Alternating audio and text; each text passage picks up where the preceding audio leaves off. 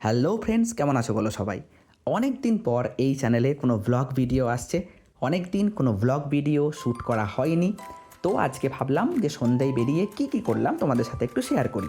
তো আজকে বেরোতে একটু লেট হয়ে গেছিলো, ওই 9:30টার দিকে। আমি পড়ানো কমপ্লিট করে তারপরে বেরোলাম। 9টায় টাইম দিয়ে আমি আবারও লেট করে 9:30টায় গেছি। এটা আমার প্রত্যেক দিনের স্বভাব। বারবার যদি আমি ওকে এরকম সরি বলতে থাকি তাহলে এক বস্তা সরি হয়ে যাবে, সেই জন্য আমি আর ওকে সরি বলা ছেড়ে দিয়েছি। তো যাই হোক, আজকে হঠাৎ করে উইদাউট এনি প্ল্যানিং চলে গেলাম শপিং মলে, বাজার কলকাতায়। প্রথমে ওর খুব একটা যাওয়ার ইচ্ছে ছিল না, কিন্তু আমিই নিয়ে গেলাম।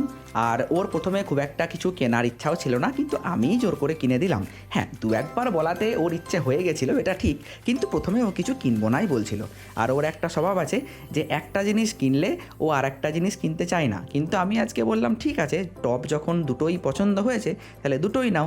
আর তার সাথে ও একটা জিন্স নিয়েছে, জিন্স না ওই যে ব্যাগি প্যান্ট, যা হোক কিছু একটা বটে, ওই একটা নিয়েছে। তো তারপরে আমরা বেরিয়ে গেলাম, চা খেলাম, ঘুরলাম, তারপরে বাড়ি চলে গেলাম। টাটা।